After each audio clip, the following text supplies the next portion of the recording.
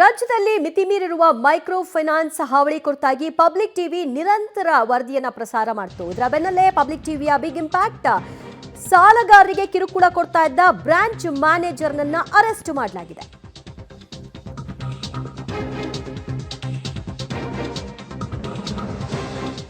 ರಾಜ್ಯದಲ್ಲಿ micro finance ಹಾವಳಿ ಕುರಿತಾಗಿ ಪಬ್ಲಿಕ್ ಟಿವಿ ವರದಿಯನ್ನ ಬಿತ್ತರಿಸಿತ್ತು. ಕ್ಯಾಂಪೇನ್ಗೆ ಈಗ ಫಲಶ್ರುತಿ. ಸಾಲಗಾರರಿಗೆ ಕಿರುಕುಳ ಕೊಡ್ತಾ ಇದ್ದ ಬ್ರಾಂಚ್ ಮ್ಯಾನೇಜರ್ ಏನಿದ್ದಾರೆ ಅವರನ್ನ ಅರೆಸ್ಟ್ ಮಾಡಲಾಗಿದೆ. ಬಿಡದಿಯ ಖಾಸಗಿ ಫೈನಾನ್ಸ್ ಕಂಪನಿಯ ಬ್ರಾಂಚ್ ಮ್ಯಾನೇಜರ್ ಬಂಧನವಾಗಿದೆ. ರಾಮನಗರದ ಕೋನಮುದ್ದನಹಳ್ಳಿ ಗ್ರಾಮದಲ್ಲಿ ಸಾಲಗಾರರಿಗೆ ಕಿರುಕುಳವನ್ನ ಕೊಡ್ತಾ ಇದ್ದಂತಹ ಆರೋಪ ಮ್ಯಾನೇಜರ್ ಮೇಲಿದೆ.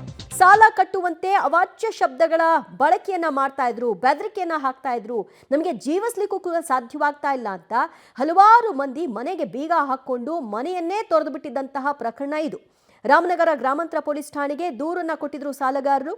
ಈಗ ಬಂಧಿಸಿ ನ್ಯಾಯಾಂಗ ಬಂಧನಕ್ಕೆ ಪೊಲೀಸರು ಒಪ್ಪಿಸಿದ್ದಾರೆ.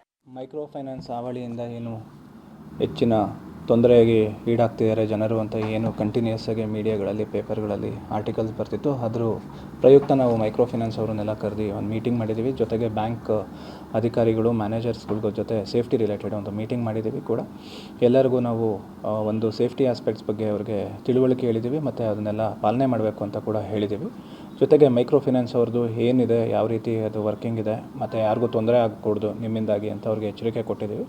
ಜೊತೆಗೆ ಒಂದು ಕೇಸ್ ಕೂಡ ಎಲ್ಲಿ ಸುಳ್ಳು ಮಾಹಿತಿ ಹೇಳಿ ಭಿತ್ತಿಪತ್ರ ಹಂಚಿ ಒಬ್ಬರು ಮಹಿಳೆಗೆ ತೊಂದರೆ ನೀಡಿದರು, ಆ ಪ್ರಕರಣವನ್ನು ದಾಖಲಿಸಿ ಅವ್ರನ್ನ ಅರೆಸ್ಟ್ ಕೂಡ ಮಾಡಿದ್ದೀವಿ. ಇದೇನು RBI ಗೈಡ್ಲೈನ್ಸ್ ಪ್ರಕಾರ ಇದೆ ಅವ್ರು ಮಾಡಿದ್ದಾರೆ. ಬಟ್ ಎಲ್ಲಿ ಅವರು ಅದನ್ನು ದಾಟಿ ಕೆಲವೊಂದು ಕಡೆ ರಿಕವರಿಗೆ ಹೋದಂಥ ಸಮಯದಲ್ಲಿ ಅನುಚಿತವಾಗಿ ವರ್ತನೆ ಮಾಡಿದ್ದಾರೆ, ಅಂಥದ್ದೆಲ್ಲ ಡೈರೆಕ್ಟಾಗಿ ನಮ್ಮ ಸ್ಟೇಷನ್ಗಳಿಗೆ ಹೋಗಿ ಅವ್ರು ದಾಖಲೆ ಮಾಡ್ಬೋದು.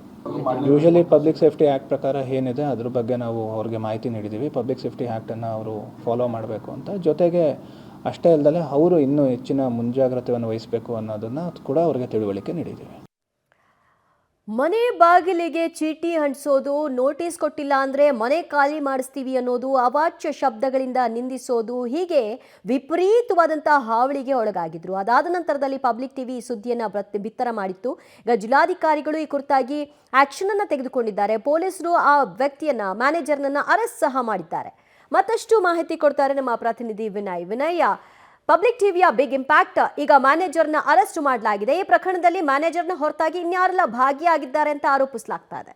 ಖಂಡಿತವಾಗ್ಲೂ ದಿವ್ಯ, ಯಾಕಂದರೆ ರಾಜ್ಯದಲ್ಲಿ ಈಗಾಗಲೇ ಮೈಕ್ರೋ ಫೈನಾನ್ಸ್ನ ಹಾವಳಿ ಹೆಚ್ಚಾಗಿದೆ. ಸಾಕಷ್ಟು ಅಂದರೆ ಸಾಲ ಪಡೆದವರ ಬಳಿ ಹೋಗಿ ಅವಾಚ್ಯ ಶಬ್ದಗಳಿಂದ ನಿಲ್ಲಿಸೋದು, ಬೆದರಿಕೆಯನ್ನು ಹಾಕೋದು, ನಿಮ್ಮನ್ನು ಮನೆ ಖಾಲಿ ಮಾಡಿಸಿ ಬೀದಿಯಲ್ಲಿ ನಿಲ್ಲಿಸ್ತೀವಿ, ಈ ರೀತಿಯಾದಂಥ ಒಂದಷ್ಟು ಬೆದರಿಕೆ ಹಾಕುವಂಥ ಕೆಲಸವನ್ನು ಈ ಮೈಕ್ರೋ ಫೈನಾನ್ಸ್ ಕಂಪ್ನಿಗಳು ಕೂಡ ಮಾಡ್ತಾ ಇದ್ವು. ಇದರ ಬಗ್ಗೆ ಪಬ್ಲಿಕ್ ಟಿವಿ ಕೂಡ ನಿರಂತರವಾಗಿ ವರದಿಯನ್ನು ಮಾಡ್ತಾ ಇತ್ತು. ರಾಮನಗರದ ಕೋನಮುದ್ದನಹಳ್ಳಿ ಗ್ರಾಮದಲ್ಲಿ ಸುಮಾರು 5ಕ್ಕೂ ಹೆಚ್ಚು ಕುಟುಂಬ ಈಗಾಗಲೇ ಗ್ರಾಮವನ್ನು ತೊರೆದು ಬೇರೆ ಬೇರೆ ಕಡೆ ವಲಸೆ ಹೋಗುವಂಥ ಒಂದು ಪರಿಸ್ಥಿತಿ ಕೂಡ ನಿರ್ಮಾಣ ಆಗಿತ್ತು. ಈ ಬಗ್ಗೆ ಪಬ್ಲಿಕ್ ಟಿವಿ ಪ್ರತ್ಯಕ್ಷ ವರದಿಯನ್ನು ಬಿತ್ತರ ಮಾಡಿತ್ತು. ಇದರಿಂದ ಅಂತ ಇದೀಗ ಪೊಲೀಸರು ಬಿಡದಿಯ ಖಾಸಗಿ ಕಂಪನಿಯ ಫೈನಾನ್ಸ್ನ ಬ್ರಾಂಚ್ ಮ್ಯಾನೇಜರ್ನೊಬ್ಬರನ್ನು ಕೂಡ ಈಗ ಬಂಧನವನ್ನು ಮಾಡಿರುವಂಥದ್ದು. ಅಂದರೆ ಗ್ರಾಮಕ್ಕೆ ಹೋಗಿ ಅಲ್ಲಿರುವಂಥ ಸಾಲಗಾರರೇನಿದ್ದಾರೆ ಅವರಿಗೆ ಸಾಕಷ್ಟು ಕಿರುಕುಳವನ್ನು ಕೊಡ್ತಿದ್ರು, ಅವಾಚ್ಯ ಶಬ್ದಗಳಿಂದ ನಿಂದಿಸಿ ಸಾಲವನ್ನು ವಾಪಸ್ ಕಟ್ಟಲೇಬೇಕು, ಕಟ್ಟಲಿಲ್ಲ ಅಂತಂದರೆ ನಿಮ್ಮನ್ನು ಬೀದಿಯಲ್ಲಿ ನಿಲ್ಲಿಸ್ತೀವಿ, ನಿಮ್ಮ ಮನೆಯನ್ನು ಮುಟ್ಟುಗೋಲು ಹಾಕ್ತೇವೆ ಅನ್ನೋ ಒಂದಷ್ಟು ಬೆದರಿಕೆಗಳನ್ನು ಹಾಕ್ತಿದ್ರು.